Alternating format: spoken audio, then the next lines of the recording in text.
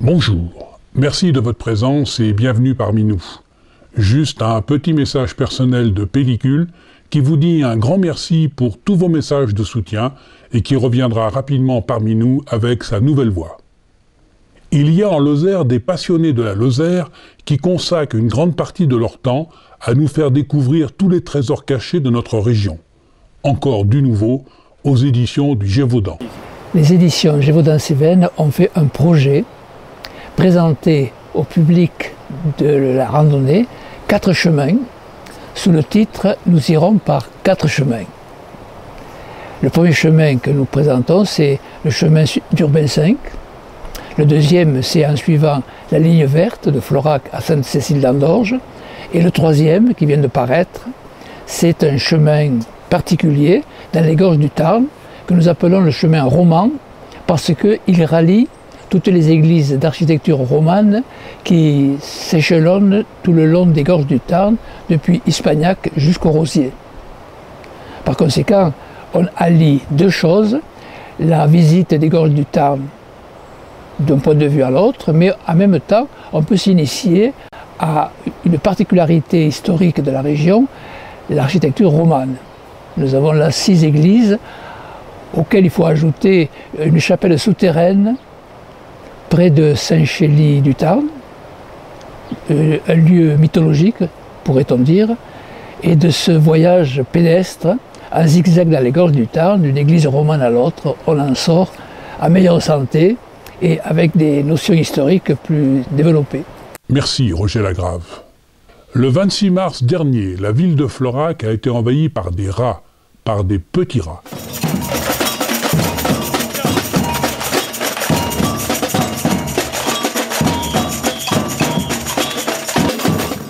En fait, le comité de danse a été créé en 1991 et avec toutes les écoles qui existaient dans le département, il y en avait déjà une dizaine en classique, en contemporain, il n'y en avait que 2. Il y avait tout en tout de Mende et Ballets-Brosses de Florac. Et puis il y avait une école en jazz et des écoles en classique. Donc cette manifestation a été créée. À l'époque, c'était avec la Fédération française de danse, qui était un comité sportif qui nous permettait de travailler en Lozère, mais aussi quand on était sélectionné de partir dans la région. Et quand on était sélectionné au niveau régional, c'était de partir au niveau national. Donc cette année, on a privilégié plus la convivialité, la rencontre, le côté festif, puisque c'était un anniversaire. Et je pense que l'année prochaine, on reprendra ces rencontres sélectives qui ont débuté notre histoire.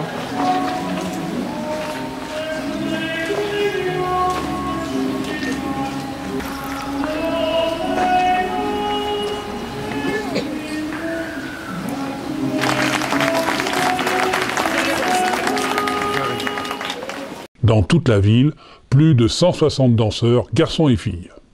Si certains font beaucoup pour faire découvrir la Lozère, d'autres font beaucoup pour accueillir au mieux les groupes de visiteurs. Bonjour et bienvenue au Centre d'accueil des Cévennes, structure associative créée en 2002, située près du centre-ville à proximité des équipements sportifs communaux, de la salle des fêtes et d'un plan d'eau propice aux baignades.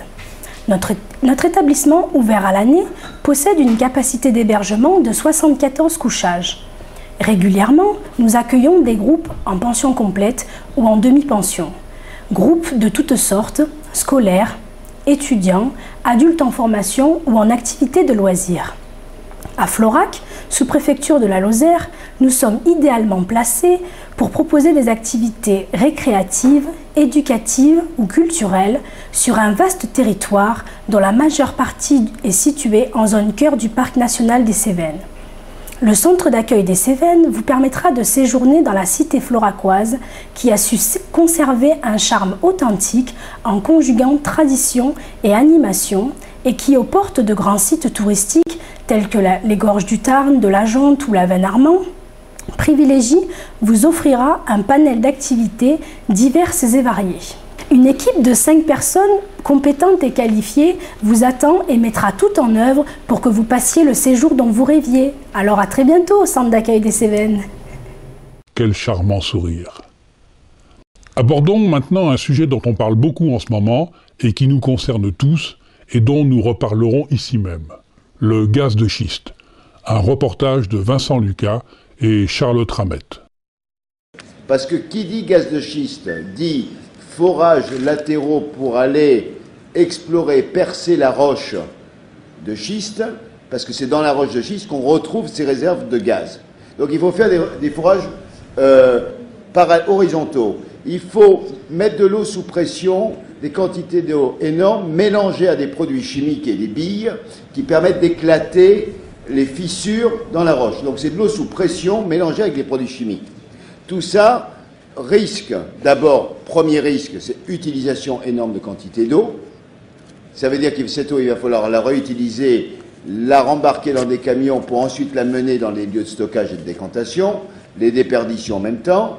Deuxième problème, les produits chimiques. Troisième problème, le risque, et c'est déjà arrivé aux États-Unis, où les forages percent les nappes phréatiques. Et où on a donc introduction de gaz dans les nappes phréatiques, où on voit quelqu'un qui ouvre son eau au robinet, qui laisse couler et qui ensuite allume l'eau au robinet avec son briquet. Ce sont des images réelles. Donc là, on a quelque chose de très nouveau. Il faut quand même savoir qu'aujourd'hui, en France, le ministre de l'Environnement a donné un permis d'inventaire des réserves de ce type de gaz potentiel sur une zone qui va de Montélimar au Larzac.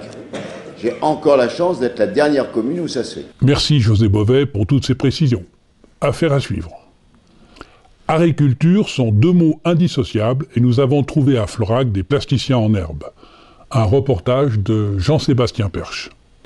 Alors c'est un projet commun aux 4 classes. On est parti comme point de départ, comme motivation d'habiller un mur de la salle de jeu à partir d'un tableau d'Henri Matisse qui s'appelle La Gerbe. Alors, chaque classe a travaillé en graphisme pour apprendre et reproduire la ligne ondulée fermée, puis chaque enfant a fait sa forme.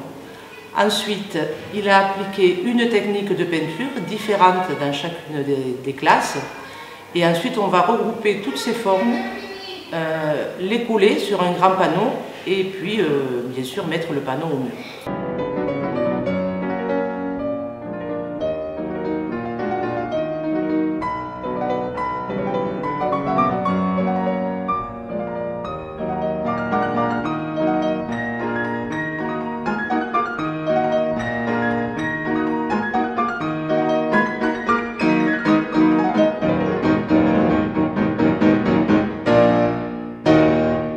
Nous vous montrerons dans notre prochaine édition la fresque murale réalisée par les enfants de l'école maternelle publique de Florac.